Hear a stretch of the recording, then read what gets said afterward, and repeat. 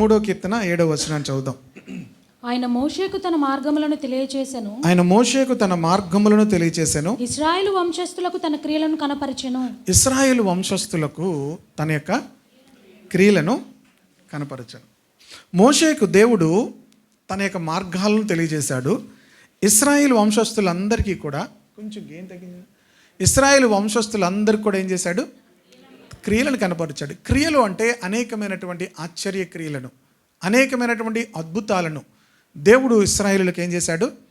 కనపరిచాడు. మోషేకు మాత్రము దేవుడు తన మార్గములను ఏం చేశాడు? తెలియజేశాడు. కనుక ప్రియ దేవుని బిడ్డలారా, ఎందుకు ఇశ్రాయేలులకు దేవుడు తన క్రియలను తెలియజేశారంటే 95వ కీర్తనలో 9-10 వచనాలు నేను చదువుతాను, జాగ్రత్తగా వినండి. సమయం ఏమో నేను మళ్ళీ వేరే చోటుకు వెళ్ళాలి కనుక అక్కడ వాక్యం చెప్పడానికి ఎక్కువైపోతుంది కనుక కొంచెం స్పీడ్గా చెప్తాను. కీర్తనలు 95, 9, 10 వచనాలు చదువుతాను. అచ్చట మీరు తీయాల్సిన అవసరం లేదు, అక్కడ మీకు డిస్ప్లే పెడుతున్నారు కనుక మీరు ఇటు తీరు అటు చూడరు, ఇటు తీరు అటు చూడరు కనుక మీరు తీయకపోయినా పర్వాలేదు, ఇటు చూస్తే చాలు. అచ్చట మీ పితరులు నన్ను పరీక్షించి శోధించి నా కార్యములను చూచిరి. 40 ఏండ్ల కాలము ఆ తరము వారి వలన నేను విసికి వారు హృదయమున తప్పిపోవు ప్రజలు వారు నా మార్గములను తెలుసుకోనలేదని అనుకుంటుని. ఇందాక మనం చదువు మోషేకు దేవుడు ఏం చూపించాడు? తన మార్గములను చూపించాడు. ఇశ్రాయేలీయులు క్రియలను చూశారు. ఎప్పుడు కూడా వాళ్ళకి దేవుని క్రియలు కావాలి, అంటే దేవుని యొక్క అద్భుతాలు కావాలి వాళ్ళకి.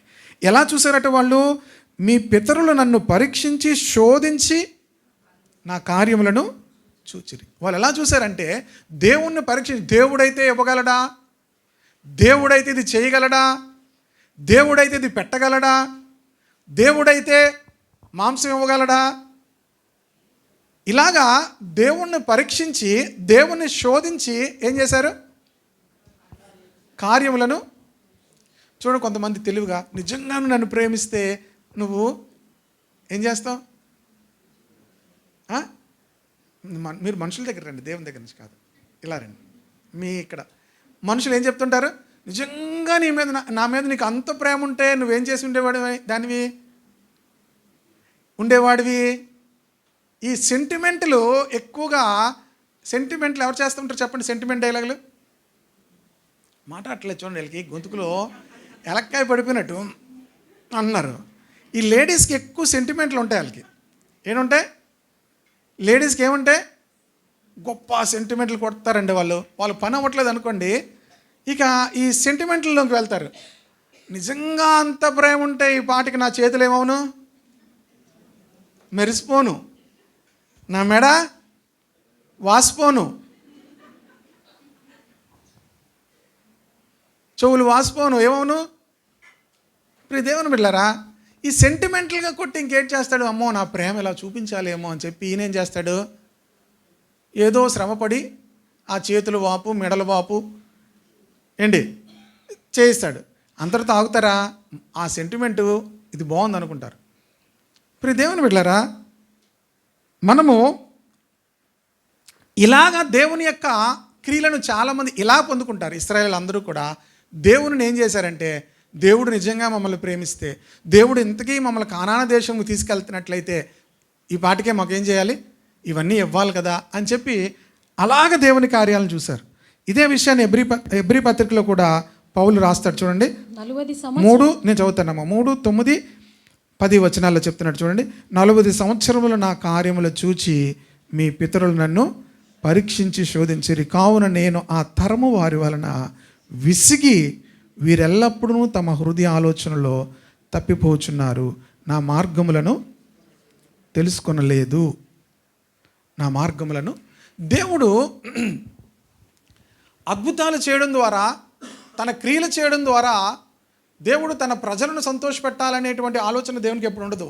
మనుషులు వారి సంతోషం కొరకు అద్భుతాలు చేయాలనుకుంటారు. దేవుడు ఎప్పుడు మనుషులను బట్టి సంతోషిస్తాడంటే, విన్నారు అందరూ? వినేవాళ్ళు నా వైపు చూస్తూ వినాలి. మీరు వింటున్నారు, మీ అటెన్షన్ బాగుంది అనడానికి ఒక సూచన ఏంటంటే, నా వైపు చూస్తూ, మీరు గోడల వైపు చూస్తూ వినపడుతుందా లేదా? గోడల వైపు చూస్తూ వినపడుతుందా లేదా? మీరు కళ్ళు మూసుకున్నా వినపడుతుందా లేదా? ఏది చేసినా వినపడుతుంది. నా వైపు చూస్తూ వింటే మీరేం చేస్తున్నట్టు? అటెన్షన్గా వింటున్నట్టు. ఓకేనా? మీరు అలా వినకపోతే నాకు పోయే నష్టమే లేదు, మీ హృదయాల్లోనికి అది వెళ్ళదు. ఓకేనా? ఇక్కడ ప్రియ దేవుని బిడ్డలారా, దేవుడు ఎందుకు బాధపడుతున్నాడు అంటే వారు నా మార్గములను తెలుసుకోలేదు. దేవుని యొక్క ఉద్దేశం ఏంటంటే దేవుని ప్రజల పట్ల వారు తన మార్గములను తెలుసుకోవాలి. ఏం తెలుసుకోవాలి? దేవుని యొక్క మార్గములను తెలుసుకోవాలి. మోషేకి దేవుడు తన మార్గాలు తెలియజేశాడు. ఇశ్రాయేలీయులందరికీ కూడా ఆయన కార్యములను, చాలా అద్భుతాలు చాలామంది జీవితాలు జరుగుతుంటాయి. అది మీరు సంతోషిస్తారు, దేవుడు సంతోషించడు. మనం ఎంతగా ఆశీర్వదించబడతామో, ఎంతగా అభివృద్ధి పడతామో ఎవరు సంతోషిస్తారు? మీరు సంతోషిస్తారు, కానీ దేవుడు సంతోషించడు. దేవుడు ఎవరిని బట్టి సంతోషిస్తాడంటే ఆయన మార్గములు తెలుసుకున్న వారిని బట్టి సంతోషిస్తాడు. హల్లెలూయా. ఎవరైతే దేవుని మార్గాలు తెలుసుకుంటారో, లేకపోతే దేవుడు వారి వలన ఏమయ్యాడట? విసిగిపోయాడట. 40 సంవత్సరాలు వారి వలన ఏమైపోయాను? ఎవరిని విసిగించారు వీళ్ళు? దేవుని విసిగించారట, మనుషులను విసిగించలేదు. చాలామంది పిల్లల్ని చూసి ఏమంటారు తల్లిదండ్రులు? విసిగించేస్తాడండి అంటారు కదా, విసిగించేస్తాడండి. కనుక ప్రియ దేవుని బిడ్డలారా, ఈ ఇశ్రాయేలీయులు దేవుణ్ణి ఏం చేశారట? ఇన్ని సంవత్సరాలు? 40 సంవత్సరాలు దేవుణ్ణి వాళ్ళు విసిగించారట. చూడండి, మోషే గురించి ఈ మాటలు మీకు చూపిస్తాను. నిర్గమాకాండము 33:13. కాబట్టి మీకు డిస్ప్లేలు ఉంటాయి, అలా చూడండి చాలు. కాబట్టి నీ కటాక్షము నా ఎడల కలిగిన ఎడల, నీ కటాక్షము నా ఎడల కలుగునట్లు దయచేసి నీ మార్గమును నాకు తెలుపుము, అప్పుడు నేను నిన్ను తెలుసుకుందును. మోషే దేవుణ్ణి అడుగుతున్నాడు. ఇశ్రాయేలు అందరూ కూడా ఎప్పటికప్పుడు వారి ఆహారం కోసము, వారి అవసరతల కోసము దేవుడు అద్భుతాలు చేయాలని కోరుకునేవారు. మోషే ఏమడిగాడంటే, నీ కటాక్షము నా ఎడల కలిగినట్లయితే, నీ కటాక్షము నా ఎడల కలుగునట్లు దయచేసి నీ మార్గము నాకు. ఏమడుతున్నాడు మోషే? ఇది మెచ్యూరిటీ ప్రేయర్. 3 విషయాలు మీకు చెప్తాను. పరిపూర్ణమైనటువంటి వ్యక్తులు అయితే పరిపూర్ణతలకు వెళ్ళడానికి 3 విషయాల గురించి మనం ప్రార్థన చేయాలి. మొదటిది ఏంటంటే, నీ మార్గమును నాకు తెలుపుము. దేవుని మార్గమును మనము తెలుసుకోవాలి. ఎందుకు తెలుసుకోవాలంటే దాని యందు మనము నడవడానికి. మార్గము ఎందుకు మనకు తెలియాలి? చాలాసార్లు ఇప్పుడు ఈ యొక్క ప్రయాణాలు చేస్తున్నప్పుడు ఏం చేస్తారు? గూగుల్ మ్యాప్ పెట్టుకొని ఆన్ చేసుకొని మనం వెళ్తాం. ఎందుకు ఆన్ చేసుకుంటాము? మన మార్గములో మనం ఎక్కడ అటు ఇటు తప్పిపోకుండా మన గమ్యము చేరడానికి, మనము చేరవలసినటువంటి స్థానమునకు చేరడానికి మనకేం తెలియాలి? మార్గము తెలియాలి. ప్రియ దేవుని బిడ్డలారా, ఇశ్రాయేలీయులు వారు అనుదినము అద్భుతాలే కోరుకుంటున్నారు తప్ప వారు చేరవలసిన గమ్యము చేరడానికి దేవుని మార్గము తెలుసుకోవాలనే ఆలోచన వారికి లేదు. మనం తెలుసుకోవాల్సింది ఏంటంటే దేవుని మార్గాన్ని తెలుసుకోవాలి. మనం ఎక్కడికి చేరుకోవాలి? మన నిత్యత్వంలోనికి చేరుకోవాలి. మన గమ్యము నిత్యత్వము, పరలోకము. ప్రియ దేవుని బిడ్డలారా, అక్కడికి వెళ్ళడానికి మనం ఏం తెలుసుకోవాలంటే దేవుని యొక్క మార్గమును మనం తెలుసుకోవాలి. దానికి మనం ఏం ఆశపడాలి? మోషే ప్రార్థన చేస్తున్నాడు ఏమనంటే, దయచేసి నీ మార్గమును నాకు తెలియచేయుము. Teach me your ways so I may know you and continue to find favour with you. నీ సన్నిధిలో నేను నీ మార్గము తెలుసుకోవాలి. ప్రియ దేవుని బిడ్డలారా, దేవుని యొక్క మార్గమును మనము తెలుసుకున్నప్పుడు దేవునిని తెలుసుకుంటాం. హల్లెలూయా. ఎవరిని తెలుసుకుంటాం? దేవుడు ఎవరి యందు ఆనందిస్తాడంటే దేవునిని తెలుసుకుని వారిలో ఆనందించేవాడు. దేవుడు ఎవరి యందు ఆనందిస్తాడు? నన్ను పరిశీలనగా తెలుసుకుని వారిలో నేను ఆనందించువాడను. ఎవరికైనా గుర్తుందా ఈ రిఫరెన్స్? నన్ను పరిశీలనగా తెలుసుకుని వారిలో, ఇర్మియా గ్రంథము 9వ అధ్యాయము 24వ వచనం.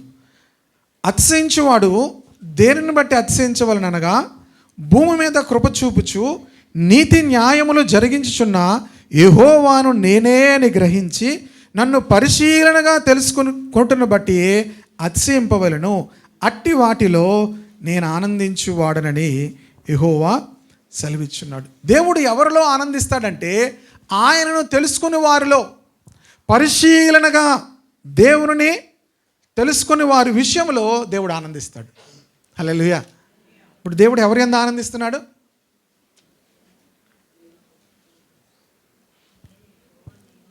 దేవుడు ఎవరి యందు ఆనందిస్తాడు?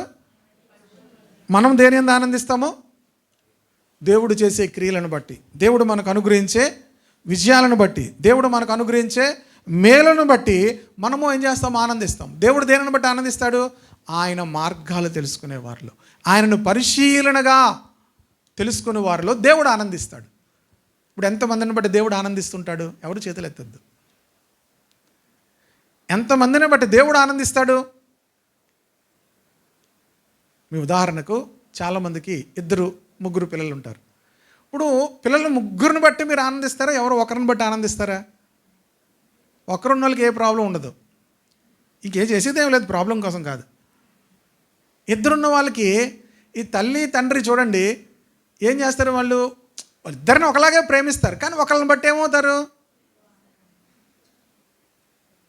వంటగదిలోనే ఉండి ఉల్లిపాయలు కట్ చేసి మమ్మీ మమ్మీ మమ్మీ మమ్మీ అనుకొని వెనక వెళ్ళింది అనుకోండి, వాళ్ళు నాలుగు చూసి ఏం చేస్తారు? ముగ్గురున్నోళ్ళు, 4 ఉన్నవాళ్ళు ఎవరిని చూసి ఆనందిస్తారు? వాళ్ళకి అంటే హెల్ప్ చేసేవాళ్ళనే కాదు, వాళ్ళకు అనుకూలంగా వాళ్ళు ఎవరైతే అలా ప్రవర్తిస్తుంటారో వాళ్ళని చూసి ఏమవుతారు? ప్రేమ అందరి పట్ల ఒకలాగే ఉంటుంది. ఏ తల్లి ఏ తండ్రి కూడా ఒకరిని ఎక్కువగా ప్రేమించి ఒకరిని తక్కువగా ప్రేమించరు. అలా ప్రేమించారంటే అసలు మీరు ఏం కాదు. ఏ తల్లి తండ్రి అయినా బిడ్డలందరినీ ఒకలాగే కానీ ఒకళ్ళ మీద ఎవరో ఒకళ్ళ మీద ఏమవుతుంది? ఎక్కువ ఫేవర్ చూపిస్తారు, ఆనందిస్తారు వాళ్ళని బట్టి. ఎందుకంటే వారు మీకు అనుకూలముగా మాట వింటున్నప్పుడు వాళ్ళని చూసి ఏమవుతారు? ఆనందిస్తారు కదా. దేవుడు కూడా కొంతమందిని చూసి ఆనందిస్తాడు, కొంతమందిని చూసి ఏమవుతాడు? ఆనందిస్తాడు. ఎప్పుడంటే ఆయనను తెలుసుకునే వారిని బట్టి. హల్లెలూయా.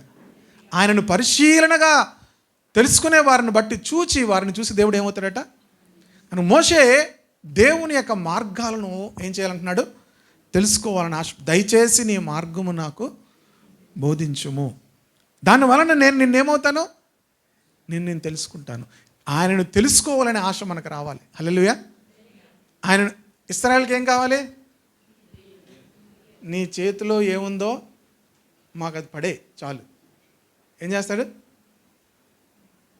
ఇప్పుడు ఎవరైనా దగ్గర చూడండి ఉన్నారనుకోండి, మీరు కారు ఆపో లేకపోతే బండి ఆపో అడిగి బాగున్నారా, ఎలాగున్నారు, పిల్లలు ఎలాగున్నారు, ఇవన్నీ అడిగి అనవసరం. ఏం కావాలి? ఇప్పుడు మీరు మాట్లాడి ఎలాగున్నారు, పిల్లలు ఎలాగున్నారు బాబు, బాగున్నారా, సరే అన్న అడిగేమంటాడు చెప్పండి. పిల్లలు ఎలాగుంటే ఆయనకేం కావాలి? ఏం కావాలి? మనం ఏదో ఒకటి ఇచ్చేస్తే వాడికేంటి? సంతోషం. బాగున్నారా, ఈ పిల్లలు బాగున్నారా, స్కూల్కి వెళ్తున్నారా, ఇవన్నీ వాడికి అనవసరం, టైం వేస్ట్ వాడికి. ఎందుకు? ఇది పోతే ఇంకో కస్టమర్, ఇంకో బేరం దగ్గరికి వెళ్తాడు. ప్రియ దేవుని బిడ్డలారా, చాలామందికి దేవుని దగ్గర నుంచి ఏం కావాలి? ఇవన్నీ కాదు, ఏదోటి మేము అడిగింది మాకు ఇచ్చే, మేము అడిగింది మాకు చేసే. దేవుడు వారిలో ఏం చేయడు? ఆనందించడు. నీ మార్గం, మోషే ఏమంటున్నాడు? దయచేసి నీ మార్గము నాకు తెలుపుము, అప్పుడు నేను నిన్ను తెలుసుకుందాను. దేవుడిని తెలుసుకోవాలి. దేవుడు అట్టి వారిలో ఏం చేస్తాడు? ఆనందించువాడు. రెండవది ప్రియ దేవుని బిడ్డలారా 14వ వచనం, అందుకు ఆయన నా సన్నిధి నీకు తోడుగా వచ్చును, నేను నీకు విశ్రాంతి కలుగు చేసేదనగా, మోషే నీ సన్నిధి రాని ఎడల ఇక్కడి నుండి మమ్మను తోడుకొని పోకుము. రెండవది మోషే ఏం చెప్తున్నాడంటే, నీ సన్నిధి మాతో రాకపోతే మమ్మల్ని ఎక్కడికి తీసుకువెళ్ళద్దు. ప్రభు అంటున్నాడు, నా సన్నిధి నీకు తోడుగా వచ్చును. దేవుని సన్నిధి మనకు ఎందుకు కావాలి అంటే, మనందరికీ కూడా విశ్రాంతి కావాలి. ఏం కావాలి? దేవుని సన్నిధి మనకు విశ్రాంతినిస్తుంది. మీరు అనుకుంటారు మంచం మీద పడుకుంటే మీకు విశ్రాంతి అనుకుంటారు, మీరు కూర్చుంటే కంఫర్ట్గా మంచి సోఫా సెట్లో కూర్చుంటే విశ్రాంతి అనుకుంటారు. మీరు మంచి సోఫా సెట్లో కూర్చున్నా మీకు మెంటల్గా ఏం రాదు? రెస్ట్ రాదు. దేవుని సన్నిధి ఏమిస్తుందంటే మనకు విశ్రాంతి కలుగు చేస్తుంది. దేవుని సన్నిధి మనకి ఏం కలుగు చేస్తుంది? విశ్రాంతి కలుగు చేస్తుంది. దేవుని సన్నిధిలో మనం ఉండడం ద్వారా ప్రియ దేవుని బిడ్డలారా, మన ప్రాణములకు మన ఆత్మలకు విశ్రాంతిని అనుభవిస్తాం. చాలాసార్లు అమ్మాయి అలసిపోయాను పడుకుంటే విశ్రాంతి అనుకుంటాం, కానీ పడుకున్నా మనకు విశ్రాంతి అనిపించదు. మనం మరలా లేచేసరికి మనకి ఎలా ఉంటుంది? బీపీ లాగే ఉంటుంది, టెన్షన్ లాగే ఉంటుంది. కానీ దేవుని సన్నిధి మనుషులకి ఏం కలిగిస్తుంది?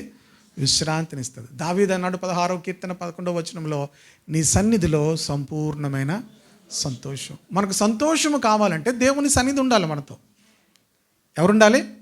దేవుని సన్నిధి ఉండాలి. మన కుటుంబం మనము అందరం సంతోషంగా ఉండాలనుకుంటే, మనకు అన్ని కంఫర్ట్స్ ఉంటే మనకు సంతోషం అనుకుంటారు. కాదు, దేవుని సన్నిధి ఉంటే సంతోషం. హల్లెలూయా. ఎన్ని కంఫర్ట్స్ ఉన్నా చాలామందికి ఏముండదంటే సంతోషం ఉండదు. దేవుని సన్నిధిలో సంపూర్ణమైన సంతోషం, మళ్ళీ మామూలు సంతోషం అనలేదు, నీ సన్నిధిలో సంపూర్ణమైన సంతోషం. 96వ కీర్తనలో దేవుని సన్నిధిలో ఘనత ఉంటుంది. దేవుని సన్నిధిలో ఏముంటుంది? దేవుని సన్నిధిలో మనం ఉంటే దేవుడు మనకు ఘనతనిస్తాడు, ఘనత ప్రభావం ఇస్తాడు.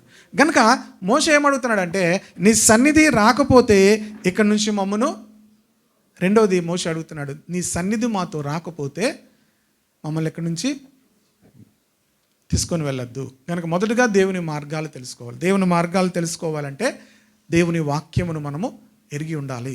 నీ వాక్యము నా పాదములకు దీపము, నా త్రోవకు వెలుగునై ఉంది. కనుక దేవుని యొక్క త్రోవలు, దేవుని యొక్క మార్గాలు మనం తెలుసుకోవాలంటే దేవుని వాక్యాన్ని తెలుసుకోవాలి. రెండవది, దేవుని సన్నిధి కొరకు మనము దేవుని అడగాలి. ఏం చెప్పాలి తెలుసా? నువ్వు మోషే అంటున్నాడు, నీ సన్నిధి రాకపోతే మేము ఇక్కడి నుంచి వెళ్ళము అంటున్నాడు. నువ్వు మాతో రాకపోతే మేము ఇక్కడి నుంచి వెళ్ళము. ఇంకో విషయాన్ని కూడా చెప్తాను. 16వ వచనం, నా ఎడలను నీ ప్రజల ఎడలను నీకు కటాక్షము కలిగినదని దేని వలన తెలియబడును, నీవు మాతో వచ్చుట వలనే కదా. నీ కనికరము, నీ కటాక్షం మా మీద ఉందని మాకు ఎలా తెలుస్తుంది? దేవుని యొక్క కృప, దేవుని యొక్క కనికరము, దేవుని యొక్క దయ మన మీద ఉందని మనకు ఎలా తెలుస్తుంది అంటే, దేవుని సన్నిధి మనతో ఉండడం ద్వారా. హల్లెలూయా. దేవుని సన్నిధి మనతో ఉండడం ద్వారా మనకేమర్థమవుతుందంటే, దేవుడు కృప, దేవుని యొక్క కనికరము మన మీద ఉంది. హల్లెలూయా. కనుక దేవుని కృప, కనికరము మన మీద ఉన్నాయా లేదని ఒక సూచన ఏంటంటే, ఆయన సన్నిధి మనతో ఉంది. ఆయన సన్నిధిని చాలామంది చూపించండి అంటారు. మనము ఆ సన్నిధిని మనం అనుభవించవచ్చు. హల్లెలూయా. దేవుని సన్నిధిని మనం ఏం చేయొచ్చు? అనుభవించవచ్చు. అది ఆత్మలో మనం అనుభవిస్తాం. దేవుడు ఏమై ఉన్నాడు? ఆత్మై ఉన్నాడు. మనము కూడా ఆ ఆత్మలో దేవుని సన్నిధిని ఏం చేయొచ్చు? అనుభవించవచ్చు. దేవుని సన్నిధిని మనము అనుభవించవచ్చు. దేవుని తాకిడిని కూడా మనం అనుభవించవచ్చు. హల్లెలూయా.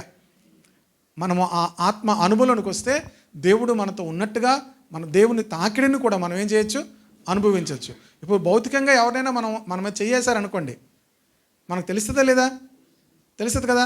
కానీ ఇది భౌతికం కాదు, స్పిరిట్లో మనం గ్రహిస్తాం. దేవుడు నాతో ఉన్నాడు, దేవుని సన్నిధి నాతో ఉన్నది అనే విషయాన్ని మనం గ్రహించగలుగుతాం. ఎప్పుడంటే మనం స్పిరిట్లో దాన్ని గ్రహించగలుగుతాం. ఆ ఆత్మ అనుభవంలోకి వచ్చినప్పుడు దాన్ని గ్రహించగలుగుతాం. కనుక మోషే రెండవది దేవుని సన్నిధిని అడుగుతున్నాడు. దేవుని సన్నిధిని అడుగుతూ, నువ్వు మాతో వస్తేనే కదా, నువ్వు మాతో వచ్చినప్పుడు కదా నీ కటాక్షం మా మీద ఉందని మాకు తెలుస్తుంది. అంతకన్నా ఇంకో విషయం ఏం చెప్తున్నాడు చూడండి. అట్లు మేము అనగా నేనును నీ ప్రజలను భూమి మీద ఉన్న సమస్త ప్రజలలో నుండి ప్రత్యేకింపబడుదుమని ఆయనతో చెప్పాను. నీ సన్నిధి మాతో ఉండడం ద్వారా భూమి మీద ఉన్నటువంటి ప్రజలలో, సమస్త ప్రజలలో మేము ప్రత్యేకింపబడుదుము. ఇంగ్లీష్లో బాగుంది. Is it not your going with us so that we are distinct. అంటే మేము ఈ లోకంలో ఉన్న వారి కన్నా ఒక స్పెషల్ పీపుల్గా అనడానికి తేడా ఏంటి? మనందరికీ స్పెషల్గా ఉండాలని ఉంటుంది కదా. ఉండాలని ఉంటుందా లేదా? చెప్పాలి అందరూ. ఉంటుంది అందరికీ. అందుకనే మనం అన్ని విషయాల్లో ఏమవుతాం? స్పెషల్గా ఉంటాం. అందరూ ఒకే కలర్ డ్రెస్ వాడుతున్నారు, మీరు ఏమంటారు? అందరూ వాడుతున్నారు, నాకేం కావాలి? స్పెషల్ కావాలి, ఏమైనా కొత్త వెరైటీ కావాలి. మన అన్నింటిలో ఎలా ఉండాలనుకుంటాం. కానీ ఇక్కడ మోషే ఏమంటున్నాడు? భూమి మీద ఉన్నటువంటి సమస్త ప్రజలలో నుండి కూడా మేము ప్రత్యేకంగా ఎప్పుడు ఉంటామంటే నీ సన్నిధి మాతో ఉంటే మేము అందరిలో కూడా ఒక ప్రత్యేకంగా ఉంటాం. హల్లెలూయా. దేవుని సన్నిధి మనతో ఉంటే మీరు ప్రపంచంలో ఉన్న మనుషులందరికన్నా ఒక స్పెషల్ పీపుల్గా ఉంటారు.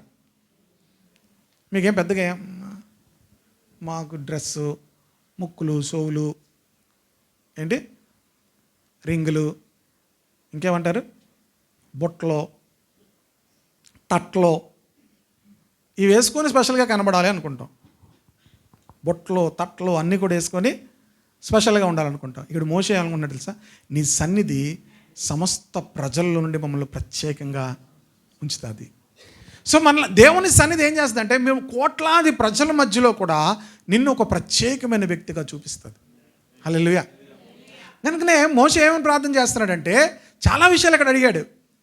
నీ కటాక్షం ఉంటే నీ సన్నిధి మాతో ఉంటుందని నీ సన్నిధి మాతో ఉంటేనే నీ కటాక్షము మా మీద ఉన్నదని మాకు తెలుస్తుంది అని అంటూ ఏమన్నాడంటే ఈ ప్రజలందరిలో కూడా, సమస్త ప్రజలందరిలో కూడా మేము ప్రత్యేకంగా కనబడాలంటే నీ సన్నిధి మాతో ఉండాలి.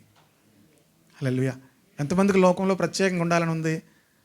మనము చేసేటువంటి ఆ డ్రెస్సింగ్ వల్ల ప్రత్యేకంగా ఉండవు. నీకన్నా మంచిగా డ్రెస్సింగ్ చేసుకునే వాళ్ళు ఉంటారు కదా, నీకన్నా మంచిగా ధనవంతులైన వారు ఉంటారు, నీకన్నా మంచిగా అలంకరించుకునే వాళ్ళుగా ఉంటారు. కనుక మనం అలాగ అనుకున్నాం అనుకున్న వాళ్ళు చూసారు మనకేమొద్ది, మనం ఎంత మంచి డ్రెస్ వేసుకున్నా నీకన్నా ఆ డ్రెస్ బాగుందన్నాం అనుకోండి, ఒకవేళ ఉంటుంది ఇంకా నవ్వమంటే ఇంకంతే, సడన్గా గాయబ్ అక్కడి నుంచి మాయమైపోతారు. ఎందుకు? మనం డ్రెస్సుల వల్ల, అలంకారం వల్ల ప్రత్యేకంగా కనబడాలని కోరుకోకూడదు. దేవుని సన్నిధి ఈ లోకంలో, నాకు ఈ విషయం అర్థమయ్యాక, ఈ లోకంలో మనము మనుషులకున్న దాన్ని బట్టి మనం ప్రత్యేకంగా ఉండాలి అనుకుంటే ఎప్పటికీ ఉండలేం. మనము దేవుని సన్నిధిని బట్టి ఈ లోకంలో ఉన్న వారు అందరికన్నా ప్రత్యేకమైన వారు. You are so special because God is with us. దేవుని సన్నిధి, ఆయన ప్రెజెన్స్ మనతో ఉంది కనుక వీఆర్ స్పెషల్. ఈ లోకంలో ఉన్న వాళ్ళకి ఎంత ధనం ఉన్నా, ఎంత అందం ఉన్నా, ఎంత వస్తు వాహనాలు ఎన్నున్నా, we are so special because of the presence of the Lord. దేవుని సన్నిధిని బట్టి మనము ప్రత్యేకింపబడిన వారం. మోషే దాన్ని గ్రహించాడు. ఏమని అంటున్నాడంటే ఈ సమస్త జనములలో మేము ప్రత్యేకంగా కనిపించాలంటే నీ సన్నిధి మాతో ఉండాలి, నీ సన్నిధి మాతో ఉండాలి. లేకపోతే మనము కూడా వాళ్ళలాంటి వాళ్ళవే, మనకి వాళ్ళకి ఏమి తేడా ఉండదు. వాళ్ళు అన్నం తింటారు, మనము వాళ్ళకన్నా ఎక్కువ తింటాం. వాళ్ళు వారానికి 3 రోజులు తింటారు, మనం వారం అంతా తింటాం. ఏంటి? వాళ్ళు కొన్ని మానేస్తారు, మనం అన్నీ తినేస్తాం. భూమి మీద ఉన్న చతుష్పాద జంతువులన్నీ కూడా అన్నీ తినేస్తారు. ఓకేనా? నన్ను అడిగారు ఎవరో, నేను అన్నీ తింటానండి అని చెప్పాను. ఓకేనా? వాళ్ళు ఎవరో ఒకసారి మొన్న మణిపూర్ వెళ్ళారు. అక్కడ ఈ కుక్క మాంసం వండి పెట్టేవారట. ఏ మాంసం? మీరు ఇలాగ అంటున్నారు కదా, అక్కడ అదే డిష్ అట, స్పెషల్ డిష్ అట. మీరేం చేయగలరు? మీరు చైనా వెళ్ళారనుకోండి, అక్కడ ఏ డిష్లు ఉంటాయి? నేను ఏ దేశం వెళ్ళినా ఏది పెట్టినా తినేస్తాను. మీరు కుక్క తిన్నారని నేను అడగండి, నేనేం తినలేదు. ఓకేనా? నాకే అభ్యంతరం లేదు. ఏ ప్రాంతంకి వెళ్ళినా ఏం చేస్తాను, ఇటు కాయగూరలు తింటాను, ఇటు అన్నీ తింటాను. ఇప్పుడు మనం అన్నీ తినేస్తాం, దానివల్ల స్పెషల్ కాదు. మన స్పెషాలిటీ ఏంటంటే గాడ్స్ ప్రెజెన్స్, దేవుని సన్నిధి. ఆమేన్. హల్లెలూయా. Carrying the presence of the Lord. దేవుని మందసాన్ని ఇశ్రాయేలీలకు ఇతరులకు ఉన్న తేడా ఏంటో తెలుసా? ఇశ్రాయేలీలతో దేవుని మందసం ఉండేది. దేవుని మందసం ఇప్పుడు మనలో ఉండాలి. మీరు ఎక్కడికి వెళ్తున్నా ఆ మందసం మీతో ఉందనుకోండి, దేవుని సన్నిధి మీతో ఉందనుకోండి, మీరు ఎక్కడికి వెళ్ళినా ప్రత్యేకంగా కనబడతారు. చాలామంది ప్రత్యేకంగా వాళ్ళని చూడకపోతే ఏమవుతారు తెలుసా? ఏమవుతారు చెప్పాలి? ఏమవుతారు? ముఖము చిన్నబుచ్చుకుందరు, ఏం చేయదురు? ముఖము మేము మొన్న ఒక పెళ్ళికి వెళ్ళాము. పెళ్ళికి వెళ్ళిన తర్వాత మంచి ఎండలు, ఎలాగ మన ఎండల్లాగా ఉండవు ఇక్కడ. ఆ లోన్కి ఎక్కడో విలేజ్లో వెళ్ళాం, చోడవరం నుంచి ఇంకెక్కడికో లోన్కి వెళ్ళాం. ఏసీ కారులో వెళ్ళి ఒక్కసారి దిగేసరికి అక్కడ ఉందండి ఎండ, బొగ్గు బొగ్గు బొగ్గు బొగ్గు బొగ్గు మండిపోతుంది. సర్లే వెళ్ళిన తర్వాత మామూలుగా పాస్ట్ గారు వెళ్తే మీరు ఏం చేస్తారు? ఎవరైనా వెళ్తే, ఎవరైనా ఇంటి పాస్ట్ గారు వస్తే రెండు కూర్చోండి అని చెప్పి ఫ్యాన్ ఏదో పెడతారు కదా. వాళ్ళు మమ్మల్ని ఏం పట్టించుకోలేదు. వచ్చారా పాస్ట్ గారు, చాలా దూరం వచ్చారు పాస్ట్ గారు, ప్రైజ్ లార్డ్, చాలా థ్యాంక్ యూ పాస్ట్ గారు, కూర్చోండి అన్నారు. ఎక్కడ టెంట్ ఉంది అక్కడ, పెండాలి, ఆ టెంట్లో కూర్చోండి అన్నారు. బొగ్గు బొగ్గు బొగ్గు అని వచ్చేస్తుంది టెంట్లోంచి. నాతో చిన్న తమ్ముడు అన్నారు, అన్నయ్య ఇక్కడ ఉండలేము, ఆ చెరువు ఏదో ఉంది అక్కడ, చెరువు పక్కన చెట్లు నాటికి వెళ్ళిపోదాం పదండి. తర్వాత భోజనాలు టైం అయింది. వాళ్ళకి అప్పటికి ఇంకా భోజనాలు పెట్టలే, 12:30 వెళ్ళినా స్టార్ట్ చేయలే. వాళ్ళ గొడవల్లో వాళ్ళు ఉన్నారు. మొత్తం మీద మాకు ఫోన్ వచ్చింది, భోజనాలు స్టార్ట్ అయిపోయాయని వెళ్ళాం. భోజనాలు స్టార్ట్ అయిపోయిన తర్వాత అయినా కనీసం పాస్ట్ గారికి ఏం చేస్తారు? కొంచెం అయినా వాళ్ళకి ఏం చేస్తారు? అలాంటిది ఏం లేదు. అక్కడ లైన్ కాసేసాం. ఏం చేసాం?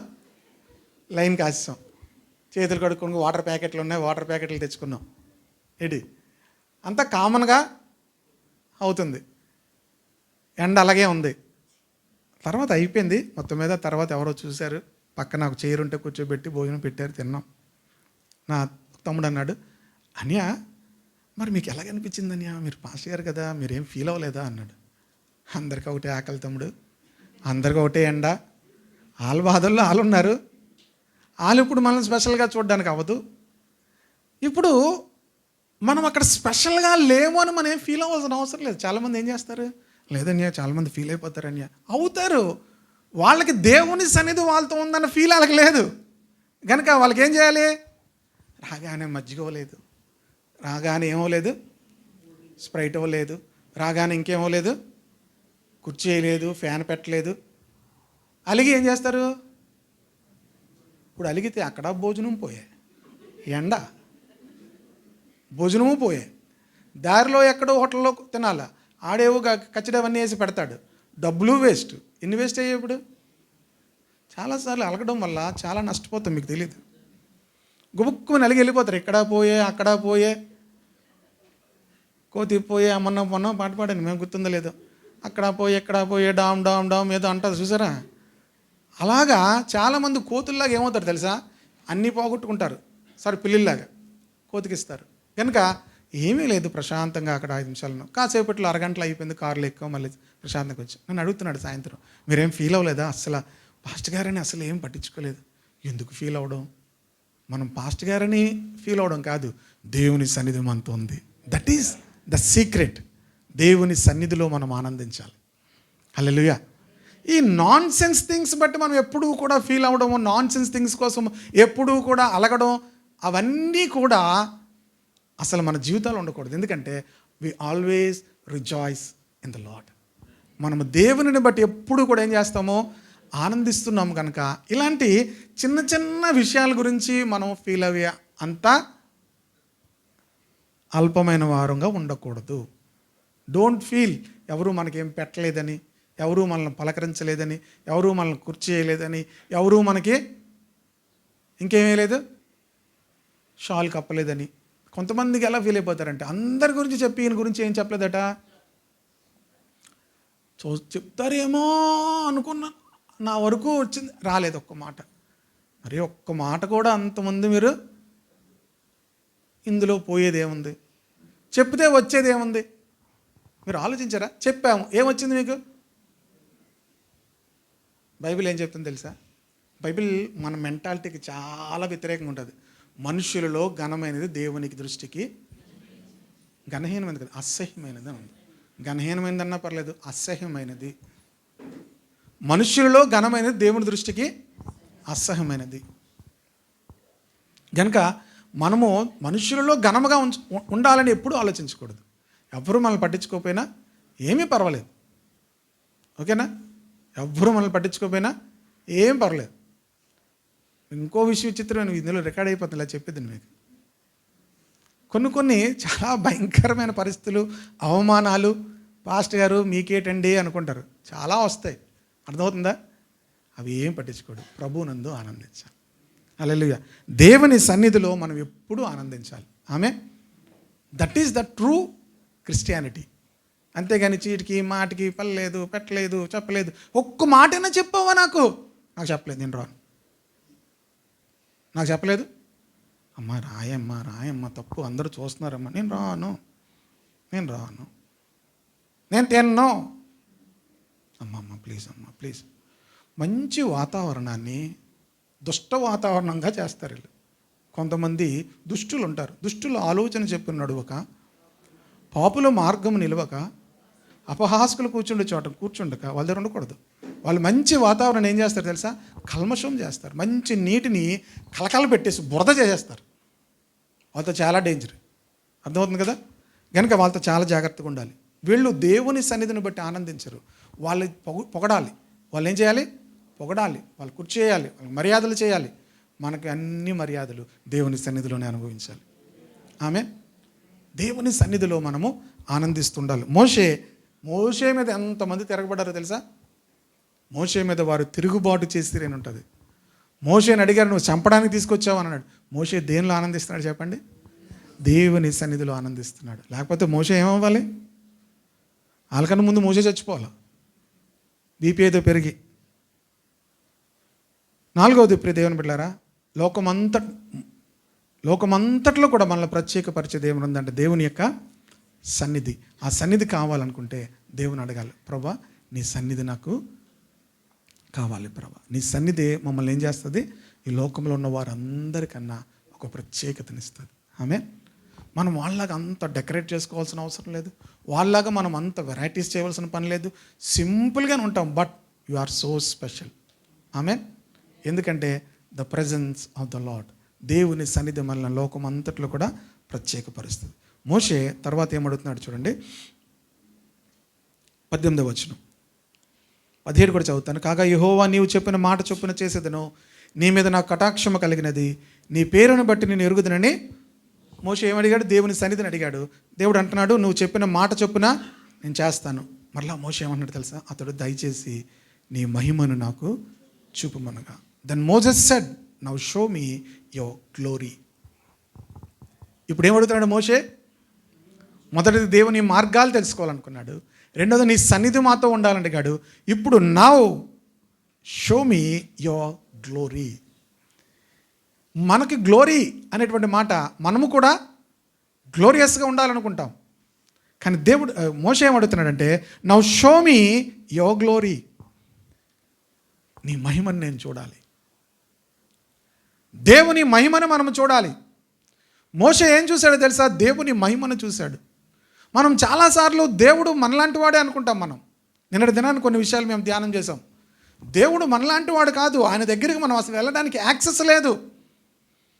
ఆయన ఎంత బేకరుడో, ఆయన వచ్చినప్పుడు ఆయన ఆ మహా అగ్నితో ఆ పర్వతం మీదకి, సినాయి పర్వతం మీదకి వచ్చినప్పుడు ఆ పర్వతం ఎలా కంపించిపోయింది, ఎలాగా ఉరుములు మెరుపులు కలిగాయో అవన్నీ కూడా చెప్పుకున్నాం. ప్రియ దేవుని బిడ్డలారా, ఆ మహిమను మోషే ఏమనుకున్నాడు? చూడాలని ఆశపడుతున్నాను. అప్పుడు 19వ వచనం, ఆయన నా మంచితనం అంతయు నీ ఎదుట కనపరిచేదను, యెహోవాను నామము నీ ఎదుట ప్రకటించేదను, నేను కరుణించి వారిని కరుణించేదను, ఎవని యందు కనికరపడదనో వాని యందు కనికరపడదను. ఈ మహిమ అనేది 3 విషయాలు ఇక్కడ దేవుడు చెప్తున్నాడు. ఒకటి, నా మహిమను నీకు చూపిస్తాను అని చెప్పకుండా దేవుడు ఏమన్నాడంటే, ఆయన నా మంచితనమును అంతయుని ఎదుట.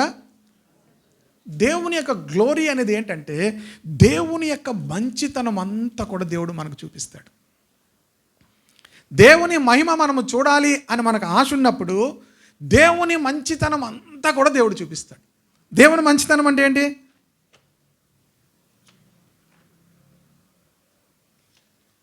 ఇందాక రాజ్కుమార్ కొన్ని మాటల్లో చెప్పాడు.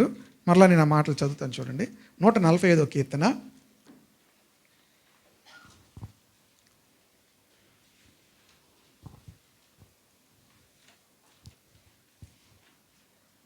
దేవుని మంచితనం అంతా కూడా ఇక్కడ రాస్తాడు. దేవుడు ఎలాంటి వాడో 3వ వచనంలో చెప్తున్నాడు. యెహోవా మహాత్మ్యము గలవాడు, ఆయన అధిక స్తోత్రము నొందదగిన వాడు, ఆయన మహాత్మ్యమును గ్రహింప సఖ్యము కానిది అని చెప్తూ ఇక్కడ ప్రియదేవుని బిడ్డలారా ఆయన మహాత్మ్యం గురించి రాస్తున్నాడు. ఆయన భీకర కార్యముల 6వ వచనం, విక్రమమును మనుషులు వివరించెదరు. దేవుడు ఎలాంటి వాడో చెప్తున్నాడు. 7వ వచనం, నువ్వు మహాదయాలుత్వమును, దేవుడు మహాదయాళుడు. 8వ వచనం, దేవుడు దయాదాక్షిణ్యము గలవాడు, ఆయన దీర్ఘశాంతుడు, కృపాతిశయము గలవాడు. దేవుని మంచితనం అంతా కూడా ఇది. యెహోవా అందరికీ ఉపకారి, అందరికీ కూడా ఆయన ఉపకారి. ఇంకా అలా మీరు కిందకు వస్తే, యెహోవా పడిపోవారందరినీ ఉద్ధరించువాడు. 14వ వచనం, కృంగిపోయిన వారందరినీ లేవనెత్తువాడు, తగిన కాలమందు నీవు వారికి ఆహారం ఇచ్చువాడువు, నీ గుప్పిలను విప్పి ప్రతి జీవి కోరికను. ఇవన్నీ దేవుని యొక్క మంచితనం, దేవుని మంచితనం. ఆయన తన గుప్పిలను విప్పి ప్రతి జీవి కోరికను తృప్తిపరిచేవాడు, తగిన కాలమందు ఆహారం ఇచ్చేవాడు, పడిపోవారిని ముద్రించేవాడు, కృంగిపోయిన వారిని లేవనెత్తేవాడు. 18వ వచనము, తనకు మొరపెట్టు వారికి అందరికీ, నిజముగా మొరపెట్టు వారందరికీ సమీపముగా ఉన్నవాడు. 19వ వచనము, తన యందు భయభక్తులు గల వారి కోరికను ఆయన నెరవేర్చును, వారి మొర ఆలకించి రక్షించును, తను ప్రేమించు వారందరినీ కాపాడు. ఇదంతా కూడా దేవుని యొక్క మంచితనం. ఎప్పుడైతే ఆ గ్లోరియస్ ఎక్స్పీరియన్స్లోనికి వెళ్తామో దేవుడు తన మంచితనం అంతా మనకు చూపిస్తాడు. ఆయన మార్గాలు తెలుసుకొని ఆయన సన్నిధిని ఎప్పుడూ కూడా మనం కలిగి ఉండాలనుకున్నాడు. 3వ అనుభవం ఏంటంటే, నీ మహిమను నాకు కనపరచు అన్నాడంటే, దేవుడు అన్నాడు, నా మంచితనం అంతా నీకు చూపిస్తాను. దేవుని యొక్క మంచితనం అంతా కూడా దేవుడు మనకు చూపిస్తాడు. ఆయన దయా దాక్షిణ్య పూర్ణుడు, కరుణ వాత్సల్యములు గలవాడు, కృప సమృద్ధి గలవాడు. వీటన్నిటినీ కూడా మనం అనుభవిస్తాం. అరే నేను అడగలేదే, అడగక మునిపే దేవుడు నాకు దీన్ని దయచేశాడు, నేను అడగక మునిపే దేవుడు నాకు అనుగ్రహించాడు. ప్రియదేవుని బిడ్డలారా, దేవుడు మనం అడిగితే ఇచ్చేటువంటి అనుభవం ఒకటి, దేవుడు మనం అడగక మునిపే ఇచ్చే అనుభవము. మనం ఆయన మహిమలోనికి వెళ్తే దేవుడు నువ్వు అడగక మునిపే సమస్తమును దయచేస్తాడు. హల్లెలూయా. మనం ఎప్పుడైతే దేవుని మహిమలోనికి, దేవుని మహిమను చూడాలని ఆశపడి ముందుకు వెళ్తామో మనము అడగక మునిపే దేవుడు ఇస్తాడు. మనం అడిగితే ఇచ్చేదేంటి? నేను దీన్ని అడిగాను, దేవుడు నాకు ఇచ్చాడు. నేను ఆశపడ్డాను, దేవుడు నాకు ఇచ్చాడు. నువ్వు అడగక మునిపే దేవుడు ఇస్తాడు. తన మంచితనం అంతటినీ కూడా దేవుడు మనకు చూపించాలంటే మనకేం ఆశ ఉండాలి తెలుసా? నీ మహిమను నేను చూడాలి. మోషే ఏం ఆశపడుతున్నాడంటే, ఇశ్రాయేలీయులు శోధించి దేవుని కార్యములు చూశారు. మోషే అడగక మునిపే దేవుడు ఏమన్నాడు తెలుసా మోషేతో?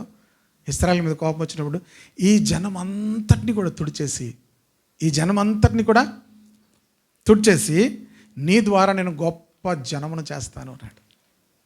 మనమైతే ఏమంటాం? ఈ లోకం అంతటిని కూడా నాశనం చేసి నీ ద్వారా నేను మరలా ఏం చేస్తాను? అలాగే ఎప్పుడేం చేశాడు దేవుడు? నోవహు దినాల్లో చేశాడు కదా, ఓకేనా? అదే మళ్ళీ మోషేతో అన్నాడు దేవుడు, ఈ జనం అంతటిని కూడా చూడండి 32వ అధ్యాయం నిర్గమకాండము 9వ వచనం 10వ వచనం చదువుతున్నాను. మరియు యెహోవా ఇట్లైనను, నేను ఈ ప్రజలను చూచి ఉన్నాను, ఇదిగో వారు లోబడనొల్లని ప్రజలు, కావున నీవు ఊరకుండము, నా కోపము వారి మీద మండును, నేను వారిని కాల్చివేసి నిన్ను గొప్ప జనముగా చేసేదని మోషేతో చెప్పగా, మోషే తన దేవుడైన యెహోవాను బతిమాలుకుని. ఎందుకు బతిమాలుకున్నాడు తెలుసా? అలా చెయ్యొద్దని బతిమాలాడు. మనతో కానీ దేవుడు అలా చెప్తే ఏమంటారు? సరే, మీతో కానీ అమ్మా కుమార్తె, ఇక ఈ జనము వల్ల నేను విసిగిపోయాను, వీళ్ళందరినీ కూడా నాశనం చేసి నీ ద్వారా, నోవహు ద్వారా ఎలా చేశానో నీ ద్వారా నేను మరలా ఈ భూమి మీద కొత్త సంతానం చేయబోతానంటే ఏం చెప్తారు మీరు? Thank you Lord. ఏమంటారు? Thank you Jesus. మోషే ఏమన్నాడు? దేవుని బతిమాడు, ప్రభు అలాగా చేయొద్దు, అలాగే చేయొద్దు, నువ్వు చాలా మంచివాడువు, చాలా గొప్పవాడువు, నువ్వు అలా చేస్తే నీ పేరు పాడైపోద్ది అన్నాడు. ఏమన్నాడు?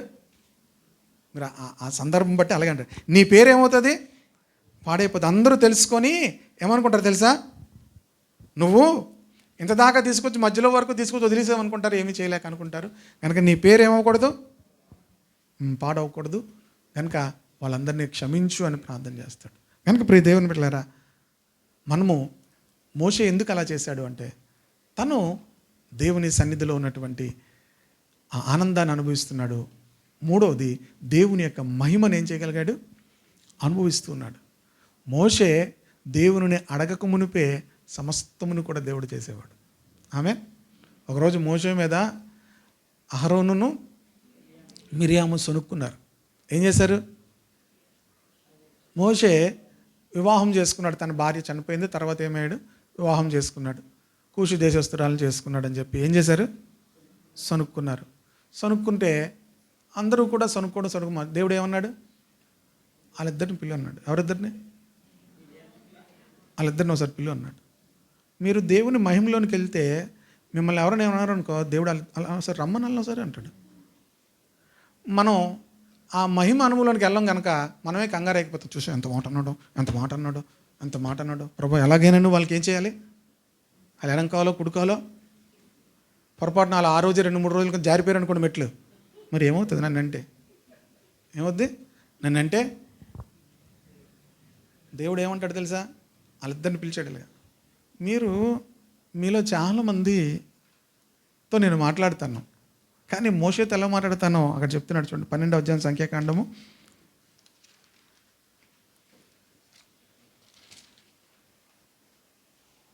మోషే గురించి ఒక మాట చెప్పాడు. 3వ వచనం, యెహోవా మాట వినెను. వాళ్ళు సనుక్కున్న మాటలు విని మోషే భూమి మీద ఉన్న వారందరిలో మిక్కిలి సాత్వికుడు. 7వ వచనం, 6వ వచనం కూడా చదువుతాను. వాళ్ళిద్దరిని పిలిచాడు, మిరియాముని అహరోనును పిలిస్తే వారిద్దరూ రాగా ఆయన నా మాట వినడి, మీలో ప్రవక్త ఉండిన ఎడల యెహోవాకు నేను దర్శనమిచ్చి అతడు నన్ను తెలుసుకున్నట్లు కలలో అతనితో మాట్లాడదును. నా సేవకుడైన మోషే అట్టువాడు కాడు, అతడు నా ఇల్లంతటిలో నమ్మకమైన వాడు. నేను గూఢభావములతో కాదు, దర్శనమిచ్చి ముఖాముఖిగా అతనితో మాట్లాడుదును. అతడు యెహోవా స్వరూపం నిదానించి చూచును. కాబట్టి నా సేవకుడైన మోషేకు విరోధముగా మాట్లాడుటకు మీరెలా భయపడలేదు అనెను. యెహోవా కోపం వారి మీద రగులు కొనగా ఆయన వెళ్ళిపోయాను. తరువాత వాళ్ళిద్దరికి ఏమొచ్చింది? దేవుని మహిమ అనుభవంలోనికి వెళ్తే మనకు విరోధముగా ఎవరు ఏం మాట్లాడినా మనం అవసరం లేదు. మోషే ఏమని అన్నాడా? మనం చాలా ఫీల్ అయిపోతాం. ఓ పూట అన్నం తినం, ఓ రాత్రి నిద్రపోం, మాకు అలా ఇట్టుకొని ఉంటాం, అట్టు మాడిపోయినట్టు అలా ఇట్టుకొని ఉంటారు. మీరు ఎంత మాట అనేసారు ఏంటి? మీ మొక్కలు వాళ్ళ మొక్కలు మాడాలా, మీ మొక్కలు మాడాలా? చెప్పండి ఇప్పుడు. అబ్బా వాళ్ళ మొక్కలు మాడిపోలా, పొయ్యి మీద పెట్టండి తీసుకెళ్ళి. దేవుడు చేస్తాడు అది. వాళ్ళ మొక్కలు మార్చాలంటే మీరు ఏడ్చే అట్ల మూలు తీసుకెళ్ళి లేకపోతే అట్ల వేలకి పెట్టేస్తే అవ్వదు. ఇప్పుడు ఎవరి మొక్కలు మాడిపోయాయి? అహరోను మిరియాముల మొక్కలు ఏమయ్యాట? ఎలాగా? కుష్టు వచ్చేసింది వాళ్ళకి. ఏమొచ్చింది? మోషేకు వ్యతిరేకముగా వాళ్ళు మాట్లాడితే ఏమొచ్చింది? ఎందుకు వచ్చింది? మీకు విరోధంగా బోల్డ్ మంది మాట్లాడతారు, వాళ్ళకేం వస్తుందా? మరి ఏంటంటే మాకు బోల్డ్ మంది విరోధంగా మాట్లాడుతున్నారు, వాళ్ళకేం రావట్లేదు, మాకే వస్తున్నాయి. నువ్వు గ్లోరియస్ ఎక్స్పీరియన్స్లోనికి వెళ్ళాలి, మహిమ అనుభవంలోనికి వెళ్ళాలి. మోషే ఏ అనుభవంలో ఉన్నాడంటే దేవుని మహిమను చూడాలని ఆశపడ్డాడు. ఆమె దేవుని యొక్క క్రియలను కాదు. ఇశ్రాయేలు ఏం చూశారు? క్రియలను చూశారు. చివరిగా మాట చెప్తున్నా, మనము క్రియలను చూడడం కాదు, క్రియలను చేసేవారుగా దేవుడు చేస్తాడు. ఆమె క్రియలను చూడడం కాదు. ఇశ్రాయేలు అందరూ కూడా ఏం చూశారట? దేవుని క్రియలను చూశారు, దేవుని కార్యములు చూశారు. మనము దేవుని కార్యములు చేసేవారుగా, దేవుని క్రియలు చేసేవారుగా దేవుడు చేస్తాడు. ఎప్పుడంటే మొదటిది ఆయన మార్గాలు తెలుసుకోవాలి, అక్కడ దాటి దేవుని సన్నిధి నిత్యము మాతో ఉండాలి అని కోరుకోవాలి. మూడోది, దయచేసి నీ మహిమను నాకు కనపరచు. ఆమె నన్ను గొప్ప చేయని అడగట్లేదు, నిన్ను గొప్ప చేస్తానంటే ఏమన్నాడు? వద్దన్నాడు. నీ మహిమ, నీ గొప్పతనం నేను చూడాలి అని ఆశపడ్డాడు. ఎప్పుడైతే అది ఆశపడ్డాడో దేవుడు ఎంత ఆనందించుంటాడో. అందుకే సంఖ్యాకాండంలో ఏం చూస్తున్నాం? మోషే భూమి మీద ఉన్న వారందరిలో కూడా మిక్కిలి సాత్వికుడు, నా ఇల్లంతటిలో నమ్మకమైన వాడు. మీలో ఒక్కొక్కరితో నేను కళ్ళ ద్వారా మాట్లాడచ్చు, లేకపోతే ప్రవక్తల ద్వారా మాట్లాడచ్చు, కానీ నా దాసుడైనటువంటి మోషేతో ముఖాముఖిగా నేను మాట్లాడతాను. What a glorious experience. మోషేకి ఎలాంటి అత్యధికమైనటువంటి అనుభవం ఉంది. మనందరి జీవితాల్లోనూ కూడా అలాంటి అనుభవాల్లోనికి వెళ్ళాలి. ఇదంతా ఎలా జరుగుతుందంటే మోషే యొక్క ప్రార్థన. అది ఏంటది? మోషే యొక్క ప్రార్థన. మనం ప్రార్థన చేసేదానికన్నా ఎక్కువగా ఎదగలేము. మనము చేసే ప్రార్థన కన్నా ఎక్కువగా ఎదగలేము. ఇప్పుడు మనము ఈ స్థితిలో ఉండడానికి, మన కుటుంబాలు ఈ స్థితిలో ఉండడానికి, మన బిడ్డలు ఈ స్థితిలో ఉండడానికి గల కారణం మనం చేసే ప్రార్థన. ఓకే, అంటే అంతకన్నా మీరు వేరేగా ప్రార్థన చేసి ఉంటే అంతకన్నా వేరేగా ఉంటుంది వారి జీవితం. ఆమె మీరు ఈ ప్రార్థన చేశారనుకోండి, ఆయన మార్గాలు తెలుసుకోవాలని, ఆయన సన్నిధి ఉండాలని, తర్వాత ఏముండాలి? ఆయన మహిమను చూడాలని. మీరు ఆ ప్రార్థన చేశారనుకోండి, మోషేలాగా ఉంటుంది మీ జీవితం, మోషేలాగా ఉంటుంది మీ కుటుంబం. ప్రియ దేవుని బిడ్డలారా, మీరు జనరల్గా ఆయన క్రియలు చూడాలి, ఆయన మేలులు పొందాలి, కేవలం అద్భుతాలు చూడాలి అనుకుంటే అవి చూస్తారు, కానీ ఇశ్రాయేలు వలె ఉంటారు. కానీ ఇప్పుడు మోషే వలె ఉంటే దేవుని క్రియలు చూడడం కాదు, దేవుని క్రియలు చేసేవారంగా ఉంటాం, దేవుని కార్యాలు చేసేవారంగా ఉంటాం. ఆమెన్. అలాంటి ప్రార్థన. సో మనం ఇప్పుడు ఏం మార్చుకోవాలంటే మన ప్రార్థన చేసే విధానం మార్చుకోవాలి. పాస్టర్ గారు, అసలు మేము ప్రార్థనే చేయము, ఇంకా మార్చడం ఏంటి అనుకుంటున్నారు కొంతమంది. మీరేం చేయవసరం లేదు, మీరు ఉన్నట్టుంటే చాలు. జస్ట్ అలాగా నరకానికి వెళ్ళిపోవచ్చు. మీరు ఎక్కడ ఏమి కంగారు పడాల్సిన అవసరం ఏమీ లేదు. మీరు ప్రత్యేకంగా ఒక ఆయన పరలోకంకి వెళ్ళాలంటే ఏం చేయాలని అడిగాడు. ఒక ఆయన కంగారుగా వచ్చి నరకానికి వెళ్ళాలంటే మీరు ఏం చేయవసరం లేదు అంటే, మీరు కాలేజీకి వెళ్ళి ఇంటికి వచ్చి, డ్యూటీకి వెళ్ళి ఇంటికి వచ్చి, చచ్చిపోయినప్పుడు డైరెక్ట్ నరకానికి వెళ్ళిపోవచ్చు. ప్రత్యేకంగా నరకానికి వెళ్ళడానికి ఇంకొక ఎక్స్ట్రాగా మీరేమీ చేయవలసిన పని. పరలోకంకి వెళ్ళాలంటే ప్రభువుని నమ్ముకోవాలి, ప్రభువుని ఆరాధించాలి, ప్రభువుని సేవించాలి, వాక్యమును చదవాలి, వాక్యమును అనుసరించి. ఇప్పుడు ఏది ఈజీగా అని చెప్పండి? చెప్తున్నారు కొంతమంది నరకానికి వెళ్ళిపోవడమే ఈజీగా. పోనీ మీకు ఈజీగా నరకానికి వెళ్ళిపోవాలనుకుంటే ఈజీగా వెళ్ళిపోవచ్చు. ఏమీ చేయకుండా భోంచేసి పొద్దున్నే టిఫిన్ తిని, మధ్యాహ్నం బిర్యానీ, రాత్రి భోజనం చేసి, డ్యూటీకి వెళ్ళి ఇంటికి వచ్చి పడుకోవడం, డైరెక్ట్గా ఎక్కడికి వెళ్ళిపోవడం. ఏంటి ప్రభా, నేనేం తప్పు చేశాను ప్రభా? నరకానికి ఏమీ తప్పు చేయలేదు, చేయవలసింది కూడా చేయలేదు. నీ దేవుని నువ్వు నమ్ముకోవాలి, నీ దేవుడైన యెహోవాను నువ్వు ప్రేమించాలి, నీ దేవుడైన యెహోవాను సేవించాలి, నీ పూర్ణ హృదయంతో, పూర్ణ మనసుతో ఆయనను వెంబడించాలి. ఇది చేయకపోతే ఎక్కడికి వెళ్తాం? నరకానికి వెళ్తాం. కనుక మనం ఖచ్చితంగా ప్రార్థించాలి.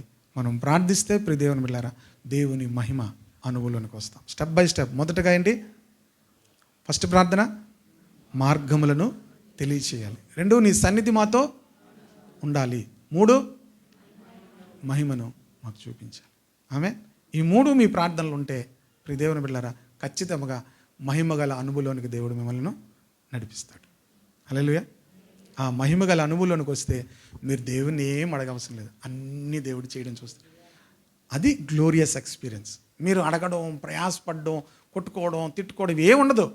దేవుడే చేస్తుంటాడు అన్నీ కూడా. మీరు చూసి ఆశ్చర్యపోతుంటారు, ఎలా జరుగుతున్నాయి. That is the glorious experience. ఆమె ఎప్పుడు వస్తారు అంటే, మీరు దేవుని అడగాలి, నీ మహిమను నాకు చూపించు, నా మంచితనం అంతా కూడా. ఇంకా అందులో చాలా విషయాలు చెప్పలేదు, నేను ఆపేశాను. దేవుని మంచితనం అంతా కూడా దేవుడు మనకు చూపిస్తాడు. కరుణా కటాక్షములు కలిగిన దేవుడు. కళ్ళు మూసుకుందాము. ప్రభు యొక్క శరీరము, ప్రభు యొక్క రక్తము కూడా మనం తీసుకోబోతున్నాం.